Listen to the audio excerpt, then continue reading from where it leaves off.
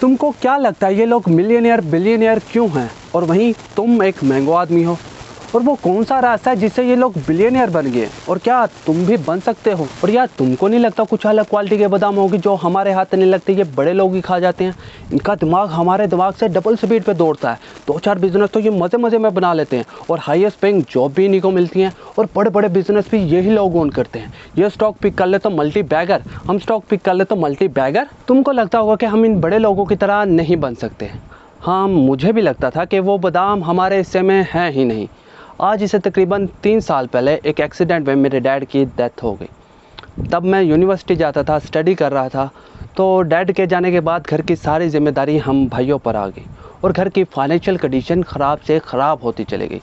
तब मैंने खुद से वादा किया कि ये फाइनेंशियल कंडीशन मैं दोबारा खुद पर कभी नहीं आने दूंगा। और फिर मैं पढ़ने लगा, सीखने लगा और ढूंढने लगा कि वो बादाम कहाँ से मिलेंगे जो सिर्फ ये बड़े लोग ही खा जाते हैं। और आखिरकार मैंने वो बादाम ढूंढ लिए और इस चैनल के थ्रू तुम्हारे साथ वो बादाम शेयर करने लगा। और वो बादाम कुछ और नहीं, बस हार्ड वर्क, गुड हैबिट्स और कंटिन्यूस लर्निंग है। और आज भी तुम्हारे साथ वो बादाम शेयर करूँगा कि ये सेल्फ मेड मिलियनियर कैसे मिलियनियर बन गए और तुम कैसे बन सकते हो।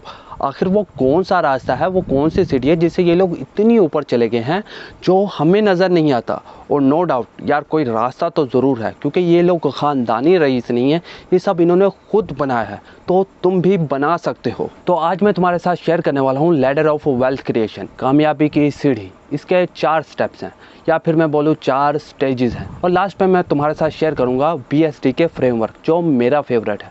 अगर तुमने इस फ्रेमवर्क को समझ लिया तो ये हर स्टेप में तुम्हारी हेल्प करेगा। तुम में भी इस लैडर के फर्स्ट स्टेप पर होगे या फिर सेकंड पर, बट हमारा गोल है इस लैडर के टॉप पर जाना। So keep watching. ज़्यादातर लोग फर्स्ट स्टेप पर होते हैं, तुम भी होगे। हाँ, अगर तुम कोई जॉब नहीं करते या तुम्हारे पास कोई अर्निंग सोर्स नहीं है तो तुम फर्स्ट स्टेप पर नहीं हो, तुम 0 पर हो। और अगर तुमने कमाना शुरू कर दिया है तो कांग्रेट्स, तुम पहले स्टेप पर पहुंच चुके हो। तुम किसी ऑफिस में जॉब करते होगे, फ्रीलांसिंग करते होगे या दिहाड़ीदार मजदूर ही क्यों ना हो, तुम फर्स्ट स्टेप पर हो। एंड विद ऑल रिस्पेक्ट, तुम सब एक ही कैटेगरी में होते हो। तुम सब अपना टाइम ट्रेड करते हो पैसों के लिए। कोई ज़्यादा कमाता है तो कोई कम कमाता है, कोई 1 घंटे में 100 रुपया कमाता है तो कोई लाखों कमा रहा है, कोई फिजिकल मेहनत वाला काम कर रहा है तो कोई मेंटल स्ट्रेस वाला काम कर रहा है, कोई बाहर धूप में काम कर रहा है तो कोई एसी रूम में। सब किसी ना किसी फॉर्म में अपना टाइम ट्रेड कर रहे हैं पैसों के लिए। और फिर चाहे तुमको अपनी जॉब पसंद हो या ना हो, तुमको करनी पड़ती है, क्योंकि तभी तो तुमको सैलरी मिलेगी। और जॉब करने में कोई बुराई नहीं है, हम सबका पहला अर्निंग सोर्स जॉब ही होती है। बट जॉब के साथ मसला ये है कि हम उन टॉप 10% लोगों में नहीं जा सकते, उन बड़े लोगों की तरह नहीं बन सकते। जॉब से तुम अमीर नहीं बन सकते अनलेस कि तुम सुंदर पिचाई या टिम कुक ना हो जिनकी सैलरी करोड़ों में है। तुम जॉब करके वेल्थ क्रिएशन नहीं कर सकते। हाँ, अब तुम बोलोगे कि भाई क्यों नहीं कर सकते, लोग कर रहे हैं, हो सकता है ऐसा। तो मेरी बात ज़रा गौर से सुनो। बिजनेस और जॉब के अंदर फंडामेंटल डिफरेंस है। जॉब में तुम काम करोगे तो तब तुमको पैसा मिलेगा, नहीं करोगे तो नहीं मिलेगा। और वहीं बिजनेस में ऐसा नहीं है, बिजनेस स्केलेबिलिटी पे काम करता है। वो तुम्हारे जैसे 500 एम्प्लॉयज़ को हायर करेगा और अगर एक एम्प्लॉय 8 घंटे भी काम करता है तो बिजनेस एक दिन के अंदर 4000 घंटे का काम करेगा। और वहीं तुम जितना मर्जी जोर लगा लो, जितना चाहे काम कर लो, तुम्हारे पास तो एक दिन में 24 ही घंटे है ना। और कोई भी बिजनेस तभी तुमको एम्प्लॉय करता है जब वो तुम्हारी सैलरी का 10x आउटपुट तुमसे निकाल रहा हो, और उसी निकाले हुए प्रॉफिट से बिजनेस को एक्सपेंड किया जाता है। जहाँ एक एम्प्लॉय 10-10, 12-12 घंटे काम करके सैलरी कमाता है, वहीं एक बिजनेसमैन सोते हुए भी पैसा कमा रहा होता है, क्योंकि तुम उसके लिए काम कर रहे हो। और एक दफ़ा अगर किसी ने एक सक्सेसफुल स्केलेबल बिजनेस बना लिया तो उसका एक छोटा सा डिसीजन उसको मिलियंस बनाकर दे सकता है। अपने the rock, the Jeff Bezos की एग्जांपल ले लो। अमेज़ॉन एक दिन के अंदर 12 मिलियन ऑर्डर प्रोसेस करता है, और अगर एक दिन जेफ बेजोस ये डिसाइड करता है कि मैं हर ऑर्डर की प्रोसेसिंग पर सिर्फ 1 रुपया एक्स्ट्रा चार्ज करूँगा, तो ये बंदा बगैर किसी को हायर किए, बगैर कोई एक्स्ट्रा काम किए, बगैर किसी किस्म की एक्सपेंशन के हर रोज़ 1 करोड़ 20 लाख कमाएगा। तो क्यों ज़्यादातर लोग इसी फर्स्ट स्टेप पर अपनी सारी ज़िंदगी गुजार देते हैं, वही जॉब करते हुए जो इनको पसंद भी नहीं है? क्यों वो इस रैट रेस से निकल नहीं पाते? क्यों अपने करियर में ग्रो नहीं कर पाते? क्योंकि भाई बिल्स भी तो पे करने हैं। रेंट पे करना है, ईएमआई पे करना है, घर वालों के खर्चे, और ये खर्चे हमें इस रैट रेस से नहीं निकलने देते। मंथ के स्टार्ट पे सैलरी आती है और मंथ एंड होने से पहले सैलरी एंड हो जाती है। और एम्प्लॉयर तुमको जॉब सिक्योरिटी, प्रमोशन, इंक्रीमेंट के जाल में फंसा कर रखता है। तुमको हर साल 10-12% का इंक्रीमेंट दिया जाता है और इसी में तुम खुश हो रहे होते हो कि भाई मेरी सैलरी बढ़ गई, क्योंकि तुमको पता ही नहीं होता कि इससे ज़्यादा इन्फ्लेशन बढ़ती है हर साल। और इसमें तुम्हारी भी गलती है, तुम अपना कंफर्ट जोन छोड़ना नहीं चाहते। हाँ पता है जॉब नहीं छोड़ सकते, लेकिन जॉब के बाद जो फ्री टाइम है उसमें अपने लिए कुछ बिल्ड तो कर सकते हो। बट नहीं, कौन इतनी मेहनत करे यार, काम से आने के बाद इतने थक जाते हैं तो रिलैक्सेशन के लिए नेटफ्लिक्स तो बनता ही है। थोड़ी बहुत स्क्रॉलिंग कर ली तो क्या मसला हो गया। यही कुछ रहता है ना जो तुमको सेकंड स्टेप पर नहीं जाने देते, और सेकंड स्टेप थोड़ा मुश्किल भी है। इस स्टेप में तुमको अपना कंफर्ट जोन छोड़ना पड़ेगा, जिसमें तुम्हारी हेल्प करेगा BSD के फ्रेमवर्क। वो मैं तुमको बाद में बताऊंगा, लेकिन अभी चलते हैं second step of wealth creation पे। तुमको क्या लगता है ये बड़े लोग किस लिए काम करते हैं? पैसों के लिए? अरे नहीं, पैसे तो इतने हैं इनके पास के 1000 साल बैठ कर भी खाएं तब भी ख़त्म ना हो। एलोन मस्क को देख लो, वर्ल्ड रिचेस्ट मैन होने के बावजूद कितना काम करता है, कितनी कंपनीज को मैनेज करता है। तो आखिर ये सब क्यों करता है वो? क्योंकि उसका एक पर्पस है, वो स्पेस ट्रैवल को चीप बनाना चाहता है, सेल्फ ड्राइविंग इलेक्ट्रिक कार से एनर्जी प्रॉब्लम्स को कम करना चाहता है, और अब ग्रोक के ज़रिए AI को ओपन सोर्स करना चाहता है। इन शॉर्ट वो ह्यूमंस को सुपर ह्यूमंस बनाना चाहता है। ये सब उसका पैशन है। वो पैसे के लिए ये सब कुछ नहीं करता। पैसा तो बाय प्रोडक्ट है पैशन का, और जब तुम किसी चीज़ के लिए पैशनेट होते हो तभी तुम उस चीज़ को लॉन्ग रन में कर सकते हो। एलोन मस्क और स्पेसएक्स की कहानी का तो तुमको पता ही होगा। ये बंदा कितनी बार फेल हुआ, लेकिन फिर भी वो लगा रहा और कर दिखाया। इसीलिए सबसे पहले तुमको ये पता होना चाहिए कि तुम अपनी लाइफ में करना क्या चाहते हो। What is your reason for living? तुम्हारा पैशन क्या है? मे भी तुम्हें पता ही ना हो कि तुम्हारा पैशन क्या है। तुम्हें आज कुछ करना अच्छा लगता है, थोड़े अरसे बाद शायद ना लगे, क्योंकि पैशन इवॉल्व होता रहता है। तो भाई just keep trying different things. Try नहीं करोगे तो कैसे पता चलेगा कि भाई तुम्हें किस मकसद के लिए बनाया गया। और तुम्हारा पैशन फाइंड करने में हेल्प करेगी इकिगाई ये बुक। ये एक जापानीज़ टेक्निक है जो तुम्हें हेल्प करती है तुम्हारा रीज़न फॉर लिविंग जानने के लिए। इस टॉपिक पर एक डेडिकेटेड वीडियो बन सकती है, बट अभी के लिए इन 4 क्वेश्चंस का आंसर दो। व्हाट यू लव, वो क्या चीज़ है जो तुमको करना पसंद है। What you are good at, वो क्या चीज़ है जिसमें तुम बहुत अच्छे हो। व्हाट द वर्ल्ड नीड्स, वो क्या चीज़ है जिसको दुनिया की ज़रूरत है। What you can be paid for, और वो क्या चीज़ है जिसके बदले में तुमको पैसा मिल सकता है। इन सर्कल्स में वो चीज़ें लिखो और इन 4 क्वेश्चंस का आंसर दो, और इन सर्कल्स का जो इंटरसेक्शन होगा वो तुम्हारा पैशन होगा। मैं अपनी बात करूँ तो मुझे मनी से रिलेटेड, बिजनेस से रिलेटेड बात करना पसंद है, और समहाउ मैं फाइनेंशियल एडवाइस देने में भी अच्छा हूँ, और लोगों को इसकी ज़रूरत भी है, और इसके बदले में मुझे पैसे भी मिल सकते हैं। हाँ बट अभी नहीं मिल रहे।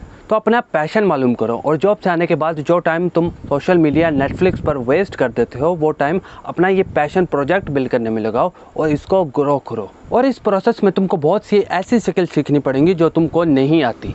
मेरा पैशन बिजनेस और मनी से रिलेटेड है, बट आई हेट एडिटिंग, और फिर भी मुझको करनी पड़ती है, और मैं सीख रहा हूँ, और आगे भी ऐसी बहुत सी चीज़ें सीखूंगा जो मुझे नहीं आती। तो वो कंटिन्यूस लर्निंग वाला बादाम तुमको खाना पड़ेगा। और ऐसा नहीं कि आज ही तुमने टाइम देना शुरू किया और कल से पैसा बनना शुरू। तुम फेल होगे, लर्न करोगे, फिर ट्राई करोगे, फिर सीखोगे, और ऐसे एक दिन आएगा जब तुमको तुम्हारे रिजल्ट्स में एक्सपोनेंशियल ग्रोथ दिखेगी। और यार मैं भी तो 2 साल से यूट्यूब कर रहा हूँ और अभी तक 150 सब्सक्राइबर ही हुए, लेकिन फिर भी मैं कर रहा हूँ। तो सब्सक्राइब करो यार। इन सब के बाद तुम थर्ड स्टेप पर चले जाओगे, बट लास्ट में मैं जो तुमको फ्रेमवर्क बताने वाला हूँ उसकी हेल्प के बगैर तुम थर्ड स्टेप पर नहीं जा सकते। तो उस फ्रेमवर्क को तुमने गौर से समझना है। तुम्हारी जॉब तुम्हारे एक्सपेंसेस को मुश्किल से पूरा करती है, और तुम इन बेसिक नीड्स को पूरा करने में ही सफ़र करते रहते हो। और तुमको क्या लगता है कि एलोन मस्क भी अगर इन्हीं बेसिक नीड में फंसा हुआ होता तो क्या वो टेस्ला, स्पेसएक्स जैसी बड़ी कंपनीज को बना पाता, ह्यूमंस को मार्स पर ले जाने के ख्वाब देख पाता? नहीं ना, वो तो बस यही सोचता रहता है कि यार सैलरी ख़त्म हो गई है और ये बिजली का बिल बहुत ज़्यादा आया है, इसको कैसे भरूं यार। यह है मैस्लो हायरार्की ऑफ नीड्स, जिसमें हमारी फर्स्ट नीड है रोटी, कपड़ा, मकान, और सेकंड नीड है job, employment and security etcetera.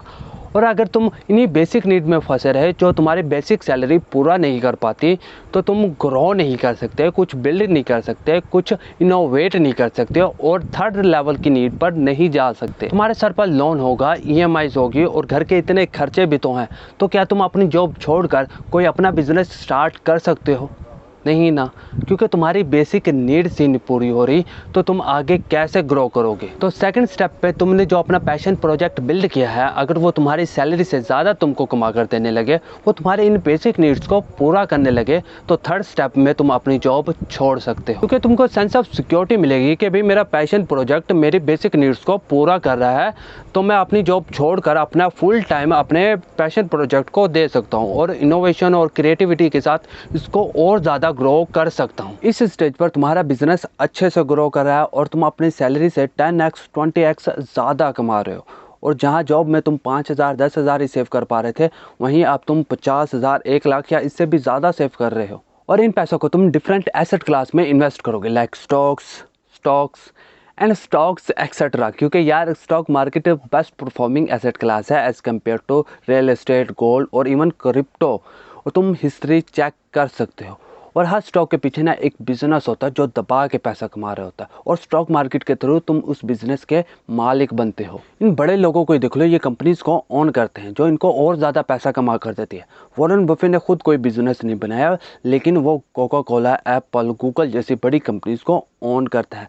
उसने अपना पैसा इन कंपनीज में इन्वेस्ट किया है और हर साल 20-22% से अपने पैसों को ग्रो कर रहा है। यहाँ तुम्हारे माइंड में एक क्वेश्चन आ सकता है कि भाई फर्स्ट स्टेप में हम अपनी सैलरी से जो थोड़ा बहुत सेव कर रहे हैं उसको भी तो इन्वेस्ट कर सकते हैं ना, और पैसे से पैसा कमा सकते हैं। हाँ और नहीं भी। इसके ऊपर मैंने एक डिटेल वीडियो बनाई हुई है कि अगर तुम अपने 20s में हो तो तुमको इन्वेस्टमेंट बिल्कुल नहीं करनी चाहिए, और तुमको वो वीडियो ज़रूर देखनी चाहिए। तुमको एक न्यू पर्सपेक्टिव मिलेगा कि कंपाउंडिंग और इन्वेस्टमेंट काम कैसे करती है। और अभी के लिए मैं बस यही कहूँगा कि अगर तुम मंथली 5,000 सेव कर रहे हो और उसको इन्वेस्ट कर रहे हो और ये सोच रहे हो कि कंपाउंडिंग अपना मैजिक दिखाएगी और लॉन्ग रन में मैं करोड़पति बन जाऊँगा जैसे ये इन्फ्लुएंसर बोलते हैं, तो मेरी बात सुन लो। कंपाउंडिंग अपना जादू दिखाएगी, लेकिन ऑन पेपर, रियल लाइफ में नहीं।